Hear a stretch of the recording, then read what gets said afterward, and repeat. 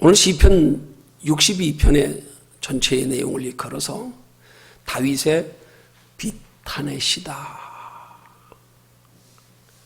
그렇게 말합니다. 곧 다윗의 비탄 시라고 하는 것은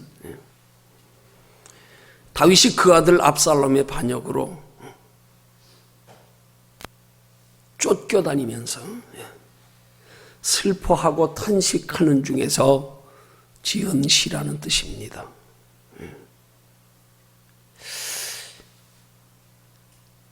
다윗은 당시에 자신이 처한 상황을 본문 3절에서 이렇게 묘사합니다. 넘어지는 담과 흔들리는 울타리 같은 사람을 죽이려고 너희가 일제히 박격하기를 언제까지 하려느냐, 이렇게 말씀합니다.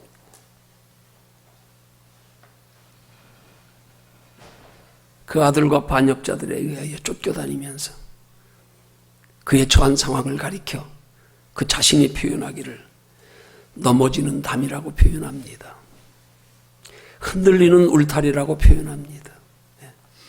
여러분, 어떻게 보면 우리가 세상 가운데 살아가는 우리의 삶의 모습이 이 넘어지는 울타리와 넘어지는 담과 흔들리는 울타리와 같은 겁니다. 정말 인간만큼 연약한 존재가 없는 겁니다. 알고 보면. 인간만큼 무지한 존재가 없습니다. 여러분, 짐승들도 내일 일을 알더라고요. 그 자연재앙이 있으려고 그러면요, 짐승들이 먼저 다 피해요. 참, 우리 인간보다 훨씬 나아요, 지각이요. 우리 내일 일도 모르잖아요. 5분 뒤에 일어날 일도 모르잖아요.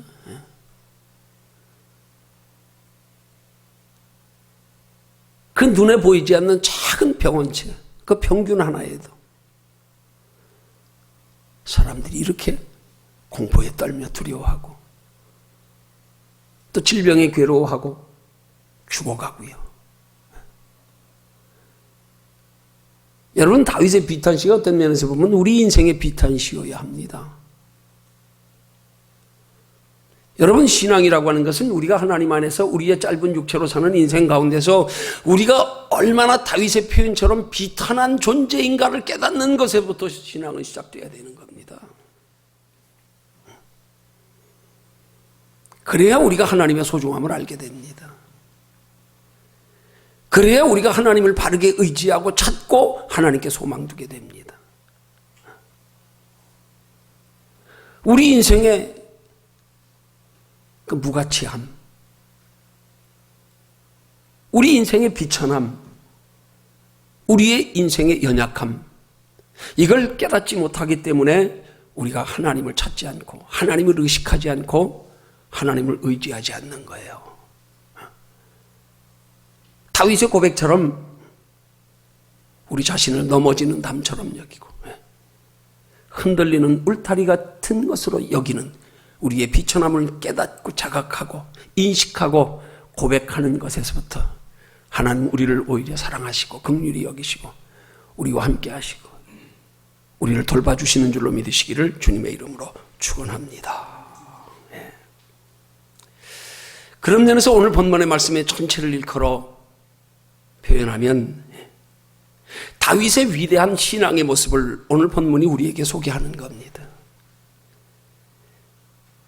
비록 자기 자신의 처한 상황과 연약한 모습을 넘어지는 담과 흔들리는 울타리에 비교하여 표현하고 있지만 그러나 그 속에 다윗의 진정한 위대한 신앙의 모습이 담겨있는 모습을 오늘 우리에게 보여주는 거란 말입니다. 여러분, 신앙의 위대함이 우리의 어떤 것이 아닙니다. 착각하면 안 됩니다. 그래서 신약 성경의 가장 위대한 믿음의 사도라고 하는 사도 바울의 자랑이 뭡니까? 나는 죄인 중에 괴수입니다. 나는 오히려 하나님 앞에 약한 것을 자랑합니다. 나는 날마다 죽습니다. 그 가장 위대한 신약시대의 사도가 자신은 죄인 중에 괴수라고요.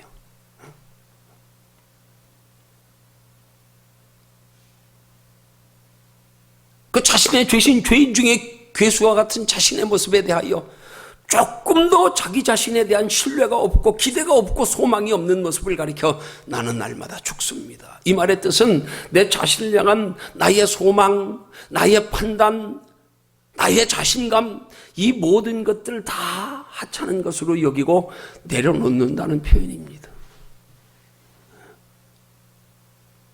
나 자신에 대한 착각을 하나님 앞에서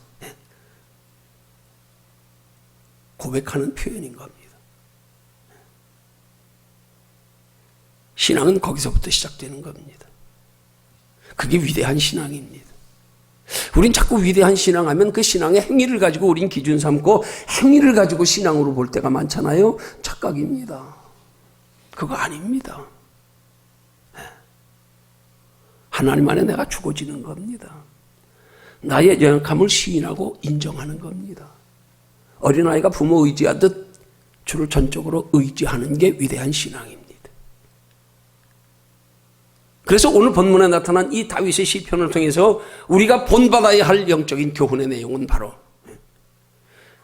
다윗의 위대한 신앙의 모습입니다. 우리의 신앙이 다윗처럼 위대한 신앙이 되기 위해서 오늘 우리가 본받아야 할 다윗의 고백은 바로 오늘 말씀의 제목처럼 잠잠히 하나님만 바라라 하는 겁니다. 잠잠히 하나님만 바라는 게 위대한 신앙입니다.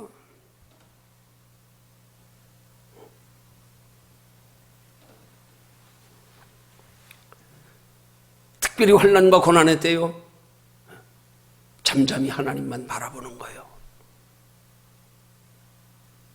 이게 위대한 신앙입니다. 우리는 환난과 고난의 때에 두려워하며 우왕좌왕하며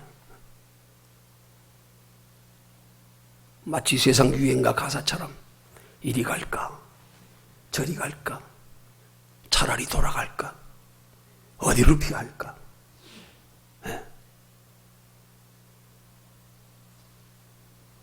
이렇게 고민하며 걱정하며 두려워하며 낙심하며 살 때가 얼마나 많습니까?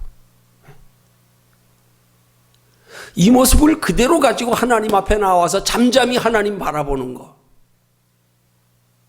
그게 위대한 신앙이란 말입니다. 내 모습 그대로 가지고요, 내가 뭘 어떻게 해서 얼마나 이루는 것 가지고요, 아닙니다.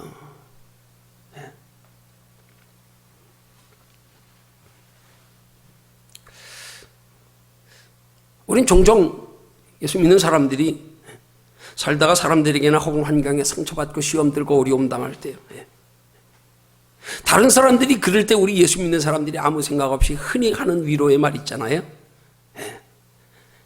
사람 보지 말고 하나님만 보시라고요.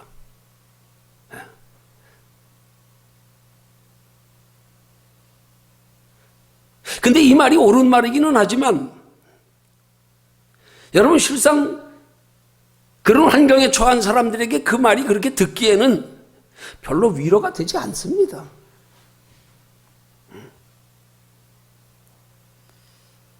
혹시 나보다 더 어려운 환경에 처한 사람이 그렇게 위로하면 조금 위로가 될지 몰라요.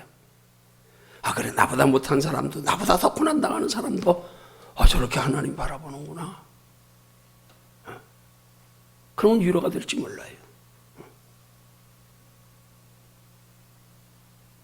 여러분, 목사가 여러분에게 권면하면 더 위로되기 힘들어요. 에이, 목사님이니까 그렇지요, 뭐. 목사님이니까. 말로는 위로가 잘 안 돼요.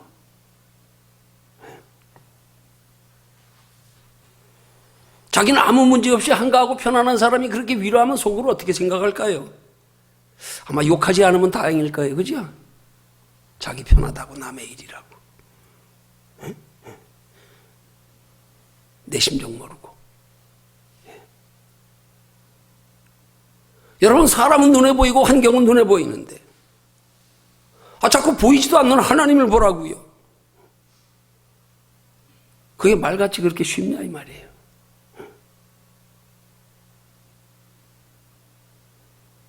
아직 신앙이 부족해서 그렇게 안 되는데 자꾸 하나님 바라보라 그러면 그건 그 사람 더 힘들게 하는 거예요. 솔직히 더 힘들게 하는 거라고.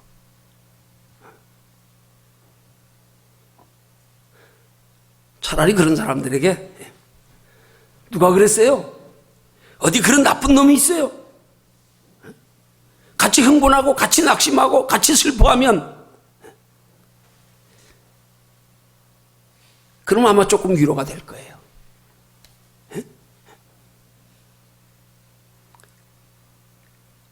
여러분, 우리의 삶에 힘들고 어려운 일에 부딪혔을 때요, 그렇게 잠잠히 하나님만 바라보라고 하는 권면은 내가 어려움 당했을 때 내 스스로 내 자신에게 해야 되는 겁니다. 남에게 하지 말고요, 내 자신에게 해요.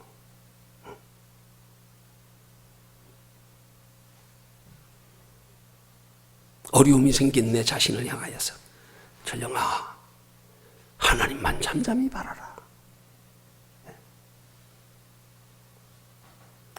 본인에게도 유익입니다.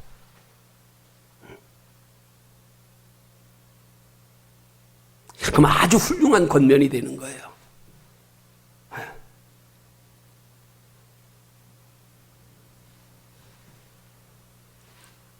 여러분, 사람이 사람 보지 않고 하나님만 바라보고 신앙생활하는 거요, 이거 보통 믿음 아닙니다. 이거 대단한 겁니다.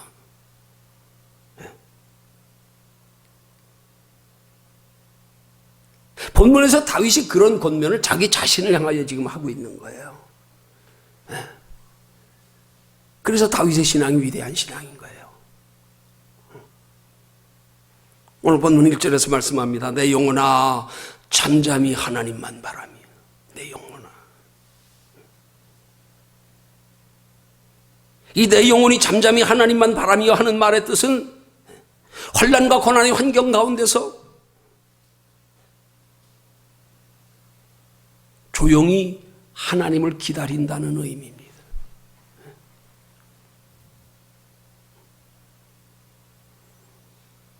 그래서 본문 1절을 새 번역 성경에서는 그렇게 번역하고 있어요. 내 영혼아, 잠잠히 하나님만을 기다림은 나의 구원이 그에게서만 나오기 때문입니다. 하나님을 기다린다고 표현하고 있는 거예요. 잠잠히 하나님만 바라며 하나님만 기다려라. 그럼 어떻게 하는 게 하나님만 기다리는 겁니까? 먼저는 우리가 환난 가운데 잠잠히 하나님만 기다리기 위해서는 나의 환난과 고난의 어려운 문제들을 해결해 주실 리가 오직 하나님밖에 없음을 믿는 믿음이 있을 때 우리는 잠잠히 기다릴 수 있는 거예요. 환난과 고난의 환경에서 내가 어떻게 하면 될 거라고 생각하니까 자꾸 하나님을 바라고 하나님을 향하여 잠잠히 기다리지 아니하고 내가 우왕좌왕하면서 이리 피했다가 저리 피했다가 그렇게 되는 거란 말입니다. 내 삶의 문제를 해결해 주실 리는 생사와 복을 주장하시는 오직 하나님 손에 있다. 이거 믿는 사람은 하나님을 향하여 잠잠히 기다릴 수 있는 믿음도 하나님이 주십니다. 하나님이 주십니다. 내 의지를 요구하지 않습니다. 내 인격을 요구하지 않습니다. 사도 바울은 그런 표현을 가리켜 나는 날마다 죽노라 그렇게 고백하잖아요. 죽는 게 뭡니까? 내 생각 내려놓는다 이 말입니다. 내 삶에 내가 바라고 소원하는 것들을 이루어가는 삶의 과정에서 내 수단 방법 내려놓는다는 고백입니다. 잠잠히 하나님을 기다리는 겁니다. 그럼 하나님이 평안을 주십니다. 그러면 우리의 처한 환경을 하나님이 알아서 이끌어 가십니다. 때로는 그 어려운 환경에 도리어 전화위복이 되게 하시고요. 그걸 통하여 우리를 믿음의 사람 만드시기도 하고요. 때로는 그 어려움 때문에 하나님을 더 깊이 의지하고 찾다가 육체보다 영혼을 사랑하시며 소중히 여기시고 그래서 우리의 영혼을 잘되게 하시려는 하나님의 뜻을 깨닫고 도리어 하나님 앞에 육체의 환난과 고난의 환경 가운데서도 위로받으며 감사할 수 있는 믿음이 생기게 하시고요. 어느 때요? 잠잠히 하나님만 바라면. 여러분 잠잠히 하나님을 바랄 때요, 하나님이 뭘 어떻게 해주시기를 바라지 마십시오. 그것 때문에 문제가 되는 거예요. 그것 때문에. 흔히 말하면서 우리가 신앙생활에 대가를 바라고 하는 신앙생활, 그게 문제가 되는 거예요. 그 대가를 바라고 신앙생활하는 사람은 하나님이 그 대가를 주시면 거기 머물러 버린다니까요. 그냥 거기 안주해버려요. 그냥. 또 대가를 바라는 사람들이 하나님이 곧 대가가 주어지지 않으면 실망하고 낙심한다니까요. 포기하고 돌아선다니까요. 원망한다니까요. 잠잠히 하나님만 바란다는 말은 내가 뭘 대가를 바라는 게 아니에요. 하나님이 해결해 주시기를 바라는 게 아니에요. 그냥 한마디로 하나님의 처분에 맡기는 것, 나보다 나를 더 잘하시는 하나님이 내게 이런 어려움의 환경조차도 다 하나님의 뜻이 있었어. 내가 그저 하나님의 처분만 바라고 맡기면 하나님이 알아서 그것조차도 다 나를 사랑하시는 하나님이 내게 유익되게 하시라는 과정이겠지 뭐. 우리 안에 그런 믿음과 위로와 소망이 생길 줄로 믿으시기를 주님의 이름으로 축원합니다. 그러기 위해서 하나님이 우리에게 요구하시는 믿음은 먼저 환난과 고난의 환경 가운데서의 우리의 반응을 요구하는 거란 말이면 잠잠하라. 거기서 네 생각 내려놔라. 네가 그 환경을 모면하려고 하는 너의 행위를 중단해라. 그게 잠잠하라는 겁니다.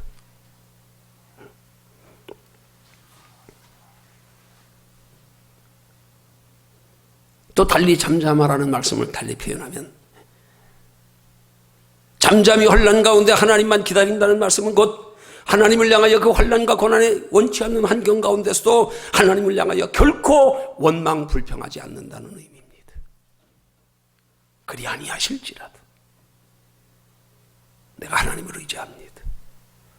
그리 아니하실지라도 내가 하나님을 의지하며 하나님께 소망 두는 믿음에 돌아서지 않습니다. 그게 잠잠히 기다리는 겁니다.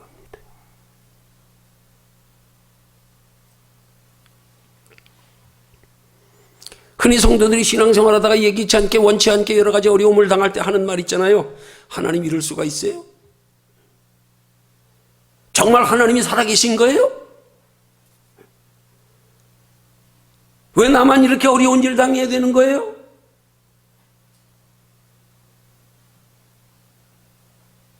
심지어 어떤 성도는 하나님께 욕하는 성도도 있다 그래요.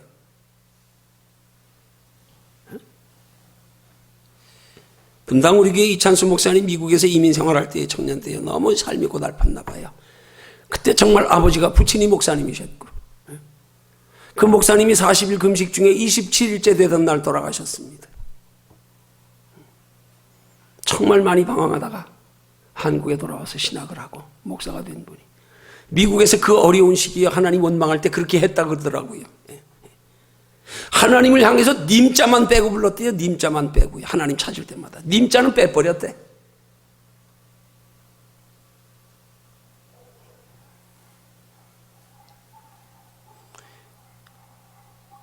여러분, 그런 인간의 모습과 우리의 모습과 오늘 본문의 다윗의 모습을 비교해보면, 정말 다윗은 대단한 믿음 아니겠어요? 그 아들한테 배반당하여 지금 쫓기고 있습니다. 생명의 위협을 당하고 있습니다. 그 아들한테요. 원수도 아니고요. 사랑하는 아들한테.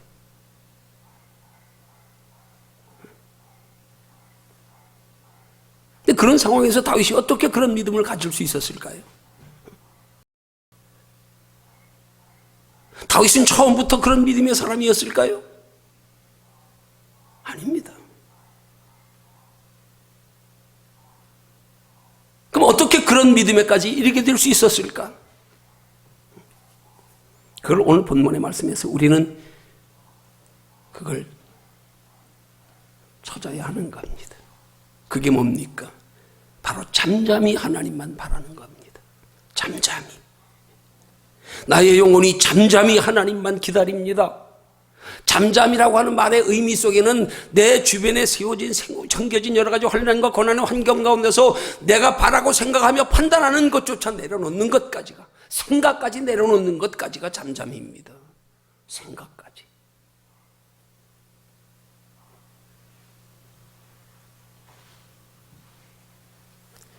아들이 죽이려고 쫓아오는데 그런 상황에서 그는 잠잠히 하나님을 기다린답니다. 그리고 5절에서 또 고백합니다. 내 영혼아 잠잠히 하나님만 바라라. 여러분 여기 보면은요, 본문 1절에서는 내 영혼이 잠잠히 하나님을 바라며 하는 말은 내 영혼이 잠잠히 공동번역에 의존해서 번역하면 하나님을 기다립니다 하는 표현이고요. 5절에서 하나님을 바라라 하는 말은 하나님을 기다려라 하는 말이에요. 1절에서는 하나님을 기다립니다. 5절에서는 하나님을 기다려라. 그러면 기다립니다 하는 말은 지금 누구를 향하여 하는 말이에요?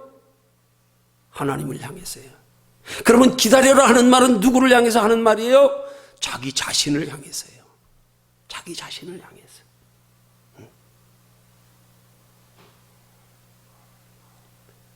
기다려라 하는 말은 그의 마음속에 끊임없이 자기를 향하여 하는 말입니다. 기다려라, 기다려라, 기다려라. 스스로의 고백이고 다짐인 겁니다. 기다려야지, 기다려야지, 의심하지 말아야지, 원망하지 말아야지, 두려워하지 말아야지. 여러분 가만히 있는 하나님이 도와주시는 거 아니에요. 우리 자신이 내 힘으로 이길 수 없지만 나와 싸울 때 하나님이 도와주시는 거란 말입니다. 내 힘으로 기다려지지 않습니다. 내 힘으로 두려움 사라지지 않습니다. 그렇지만 마음속에서 기다려야지, 기다려야지, 원망하지 말아야지. 네. 그럴 때 하나님 도와주시는 거란 말입니다.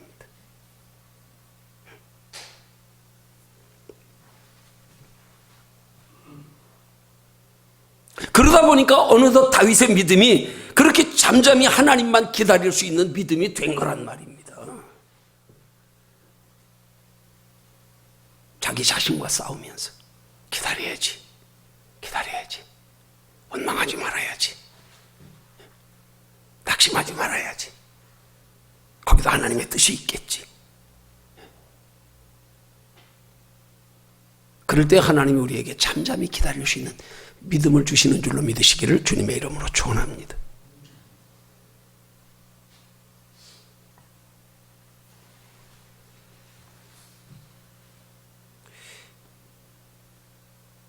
이 필립 얀시라고 하는 미국의 기독교 작가, 유명한 작가가 있는데 그분이 하나님 제게 왜 이러세요? 하는 책 제목에 글을 쓴 내용 중에 한 부분이 있는데 소개를 해드릴게요. 사람들이 큰 사고나 재난이 일어나고 그래서 끔찍한 피해를 입고 사랑하는 사람을 잃었을 때 사람들은 하나님을 향하여 원망합니다. 심지어는 하나님을 욕하는 사람들도 있습니다. 그 다음날 신문 기사에는 하나님은 어디 계시는가? 이런 제목이 대문짝만하게 실리기도 합니다. 그런데 참 이상한 일입니다.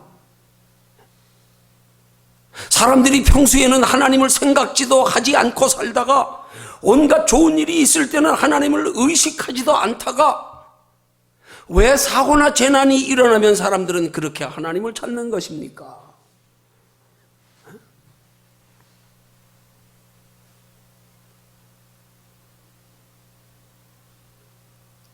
평소에 하나님 보라고 좋은 일이 있을 때도 하나님께 감사하고 그렇게 살다가 재난이 생길 때 하나님 무슨 일인가요? 무슨 뜻이 있나요?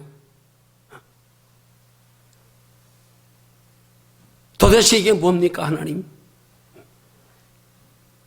혹시 그렇게 하나님을 향하여 반문하면 좀 이해가 될 수 있잖아요. 왜요? 감사한 것도 하나님의 뜻으로 여겼고. 근데 평소에는 그렇게 살다 다 잊어버리고 살다가 꼭 무슨 재앙이 일어나고 재앙이 일어날 때 재난이 일어나고 뭔 일이 터지면 그때 하나님 살아계시면 어떻게 이런 일이 있을 수 있냐고 항의하는 거예요. 그게 신앙이 올바른 태도가 아니라 이 말이에요. 우리 흔히 하는 얘기고요. 어디 가까운 친인척 중에 혹은 형제 중에 누가요 병원에 입원해서 중병으로 오래 있는 동안에 정말 그 힘들고 어렵지만은 뒷수발을 끝까지 꿋꿋이 감당하다가 병원에서 운명한 사람들은요 의사한테 원망하지 않는답니다. 근데 괜히 체면체례로 삐끔한 뭔가 얼굴이나 들여다보고 뭐 걱정하는 척 위하는 척 하던 사람들이 환자가 죽고 나면 의사 보러 살려내라 막 의사 탓하고 원망한답니다. 여러분 진짜 우리가 온전한 믿음으로 가지고 살아가고 하나님께 의지하며 소망 두고 살아가는 사람은요 살다 힘든 일이 있어도 원망 안 합니다. 하나님께요 탓하지 않습니다.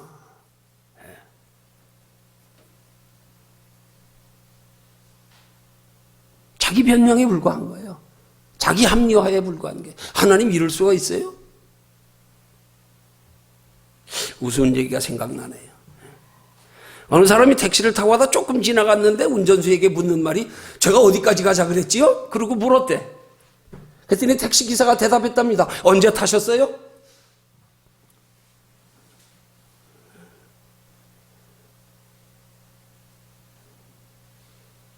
여러분 평소에 얼마나 하나님을 의식하며 사십니까? 얼마나 하나님을 의지하며 사십니까? 얼마나 하나님께 소망 두고 사십니까? 그러다가 힘들고 어렵거든 진지하게 하나님 찾으세요. 진지하게. 하나님 이럴 수가 있어요? 하지 말고. 아마 그러면 하나님이 그러실 것 같아. 너 누구냐? 너 누구냐? 나도 모르겠는데.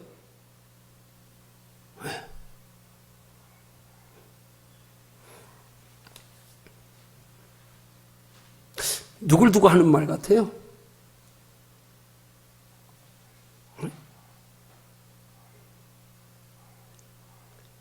나를 두고 하는 말 같다고 생각되는 분은 지금 은혜 받으시는 분이요.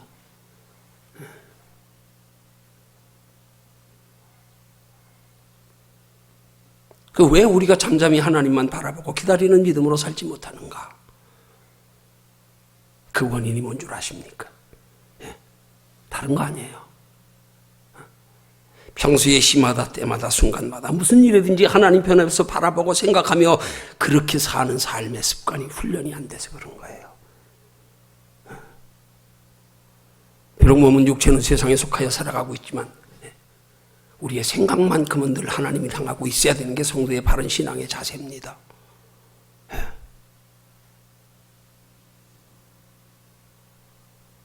새가 내 머리 위를 맴돌며 그림자는 내 머리에 지울 수 있어도 내 머리 위에 둥지는 틀지 못하게 해라. 여러분 육체는 세상에 속하여 세상에 시달리며 살아갈지라도 이 마음까지 뺏기지 말라 이 말입니다. 마음은 항상 하나님을 의지하고 바라보고 생각. 믿음은 거기서부터 시작되는 거라니까요. 근데 마음으로 하나님을 의지하고 바라보고 생각지 않으면서 내 의지 가지고 무슨 신앙의 어떤 의의를 나타내려고요. 그걸 신앙의 기준인 줄 알고요. 내가 뭘 어떻게 해야 하나님이 인정하실까? 어떻게 하는 게 아닙니다. 늘 하나님 편에서 바라보고 생각하는 것. 그게 신앙입니다. 그러기 위해서 하나님 앞에 내 생각을 내려놓기 위하여 나와 싸우는 거예요. 그게 신앙입니다.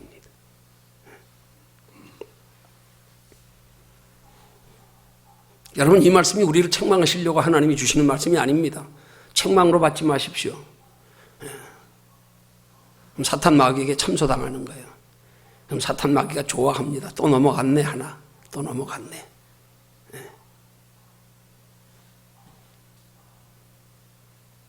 오늘 하나님께서 이 시간 이 말씀을 우리에게 주시는 것은 우리 모두가 다윗처럼 어떤 일이 있어도 어떤 어려운 순간에도 잠잠히 하나님을 기다리는 믿음이 되게 하시려고 너희도 이와 같은 믿음이 되라. 그래서 다윗과 같은 복을 받게 하시려고 하나님이 우리에게 주시는 교훈의 말씀으로 받으시기를 주님의 이름으로 축원합니다. 그렇게 받으시거든 얼굴 좀 피시고 들으시고요. 여러분 믿음은 변해야 됩니다. 자라가야 됩니다. 변하지 않고 자라가지 않는 믿음은 성경은 죽은 믿음이라 그래요. 믿음에도 죽은 믿음이 있고 산 믿음이 있어요. 변하지 않고 자라가지 않으면 죽은 믿음입니다. 그럼 어떻게 하면 우리 믿음이 그렇게 변하고 자라갈 수 있을까요? 지금 우리에게 현실적으로는 그런 믿음이 없을지라도 본문의 다윗과 같이 우리도 힘들고 어려운 때에 잠잠히 하나님만 바라고 기다리다 보면 하나님께서 우리 믿음도 알게 모르게 그렇게 자라가게 하십니다. 그게 무슨 일이든지 섣불리 판단하고 섣불리 낙심하고 섣불리 내가 어떻게 행동하려고 하지 말고요. 잠잠히 하나님만 바라보는 훈련 습관을 좀 들이십시오. 성경이 말씀합니다. 우리 스스로가 우리의 문제를 해결하고 우리 스스로가 우리의 바라는 것을 이루려고 하는 어리석음을 가리켜 너희가 너희 힘으로 머리카락 하나라도 새롭게 변화시킬 수 있냐? 너에 대해서 머리카락 하나 셀 수 있냐? 네가 네 힘으로 뭐 할 수 있는 게 뭐가 있냐 이 말이에요. 우리 자신의 나약함, 우리 존재의 미약함을 하나님이 우리에게 확인시키십니다. 네 힘으로 네가 뭘 하나 할 수 있느냐? 네 생명의 수완을 하루라도 네가 늦출 수 있냐? 우리 딴에 우리가 건강관리 잘해서 조금 더 사는 건 하나님이 생명의 수완을 우리 스스로 우리 힘으로 하는 걸라고 착각하지요. 한순간에 부르시면 끝납니다. 네. 여러분 운전 아무리 잘하면 뭐합니까? 다른 차가 와서 들이받는데 어떻게 해요? 내가 잘하면 사고 안 나요? 나 건강관리 잘하면 나 질병 안 와요? 우한 코로나가 내가 잘못해서 오는 겁니까? 아니잖아요. 우린 자꾸 우리의 삶에 직면하는 모든 문제들을 다 내 기준으로 내가 해결하려고, 내가 피하려고, 내가 어떻게 하려고, 내가.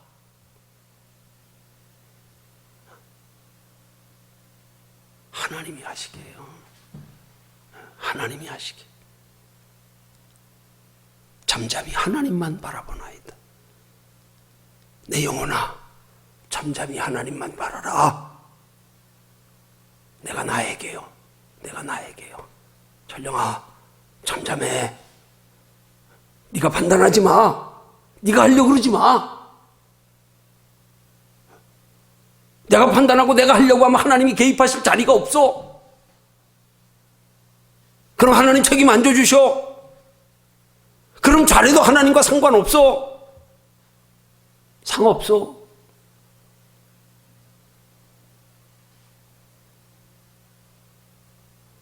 차라리 내가 못하더라도 하나님께 맡긴 건 상이 있어요.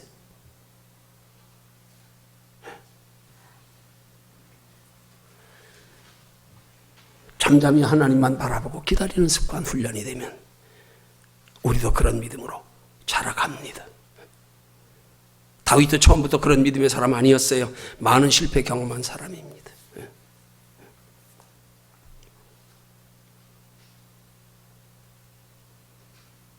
잠잠히 하나님만 바라는 신앙생활로 그런 믿음의 사람으로 변화되는 저와 여러분들이 되시기를 주님의 이름으로 축원합니다. 또 한 가지 교훈받아야 될 것. 오늘 우리가 본문에 기록된 다윗의 믿음의 모습을 통하여서 배워야 할 게 있습니다. 그것은 뭐냐면 오늘 본문에 보면 그가 본문에서 하나님만이라는 표현을 8번이나 사용하고 있다는 사실을 오늘 우리는 본문을 읽으며 알게 됩니다. 오늘 1절에서는 나의 영혼이 잠잠히 하나님만 바라며 5절에서 나의 영혼아 잠잠히 하나님만 바라라. 2절에서도 오직 저만 나의 반석이시여. 누구요? 하나님이요. 6절에서도 반복하여 오직 저만 나의 반석이시여. 본문 2절과 6절에서는 원문에서는 하나님만이라는 단어가 오직이라는 단어를 붙여서 오직 하나님만이라고 표현하고 있고요. 히브리 원문에서는 2번씩 더 쓰고 있어요. 이런 본문에 근거한 말씀을 원문의 내용대로 번역하면 오직 저만 나의 반석이시요 오직 저만 나의 구원이시요 오직 저만 나의 산성이시니 이렇게 표현하고 있는 말씀입니다. 다윗이 하나님을 어떻게 기다린다고요? 그냥 하나님을 기다리는 게 아니라 하나님만 기다린다는 거예요. 하나님만. 하나님 위에 다른 어떤 것도 기다리지 않는다. 그런 말과도 같은 거라니까요. 오직 하나님만 기다립니다. 하나님으로 인해서 어떤 문제가 해결되기를 바라고 기다립니다가 아니고 하나님만.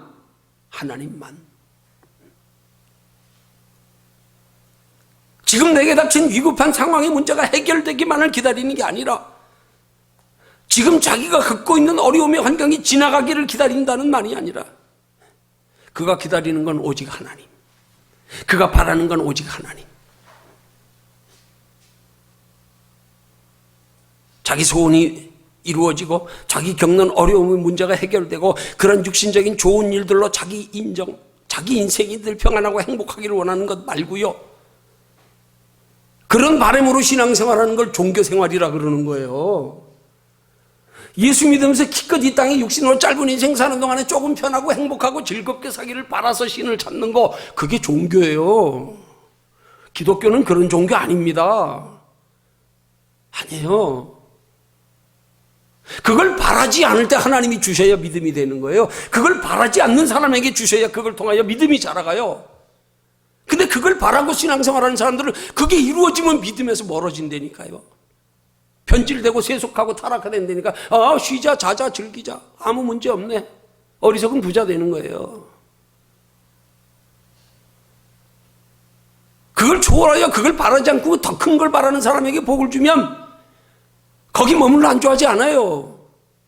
변질 안 됩니다. 왜 더 큰 거 바라보는데 그거 뭐 사소한 거 뭐 짜잘한 거 가지고 뭐 사소한데 생명 걸고 앉았어.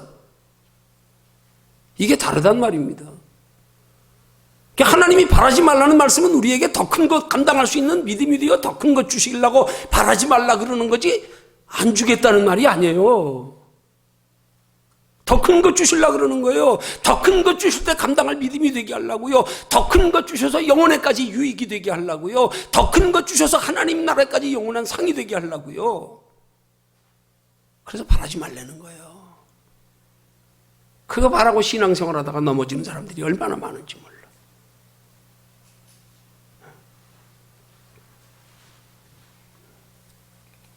다윗이 원하는 건 오직 하나님만. 오직 하나님만. 하나님 한 분만으로 만족하고 하나님 한 분만으로 기뻐하는 인생. 이것이 다윗의 믿음의 비밀이었습니다. 이게 다윗의 남다른 축복의 비밀이었습니다. 오직 하나님만. 하나님만. 나 하나님 한 분으로 만족합니다. 하나님 한 분만으로.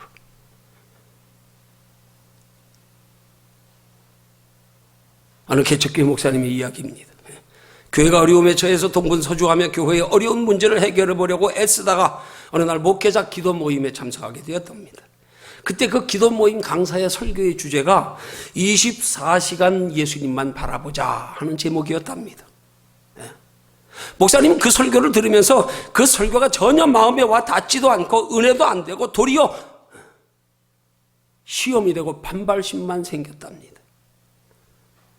아니 지금 내 처지가 24시간 예수님만 바라보고 있을 한가한 처지가 아닌데 오늘 일이 터질까 내일 일이 터질까 하는 긴박한 상황인데 뭐 24시간 예수님만 바라보라고.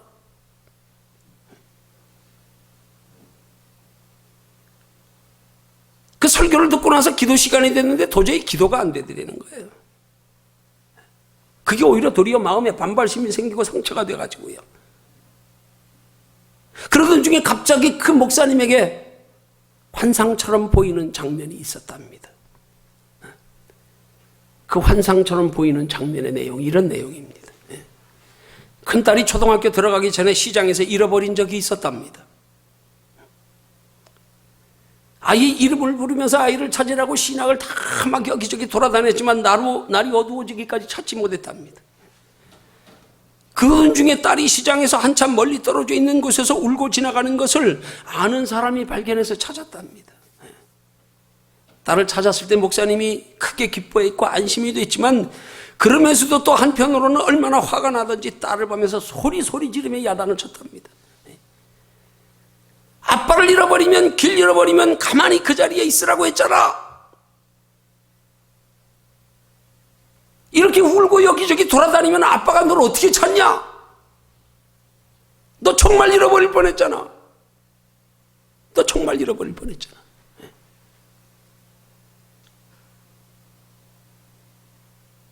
그 사건이 기억나면서 아빠 만나서 더 혼나고 눈물 흘리고 있던 딸의 모습이 그 순간 보여지면서 그때 하나님께서 자기에게 그렇게 말씀하시는 것 같았다는 고백입니다. 네가 딸한테는 그렇게 말해놓고 지금 네가 그렇게 하고 있구나.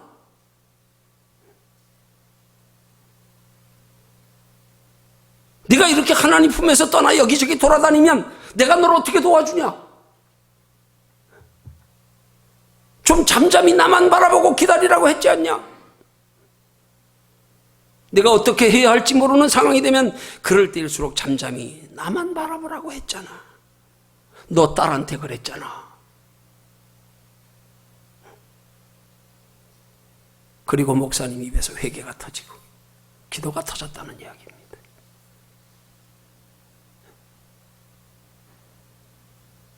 결론 냈습니다. 우리 삶에 어려운 일이 있을 때 하나님께서 요구하신 건 오직 한 가지요. 잠잠히 하나님만 바라라.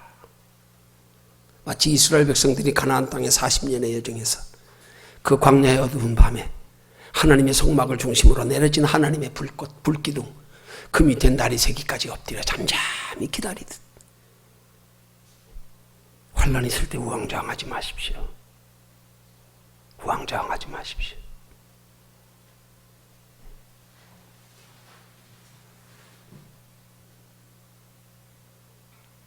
잠잠히 하나님만 바라보십시오. 내 수단 방법 내려놓기 위해서 나와 싸우십시오. 두려움을 극복하기 위해서 두려움을 극복하는 방법을 내 수단 방법으로 극복하려고 하지 말고 하나님이 내 마음속에 두려움을 제하여 주시기를 하나님 앞에 간절히 기도로 아뢰는 지혜로운 분들이 되시기를 주님의 이름으로 축원합니다. 그러면 언젠가는 반드시 하나님께서 우리도 모양은 다를지 모르지만 다윗과 같이 높이실 때가 있고 때가 되어 우리에게 복 주실 때가 있을 줄로 믿으시기를 주님의 이름으로 축원합니다.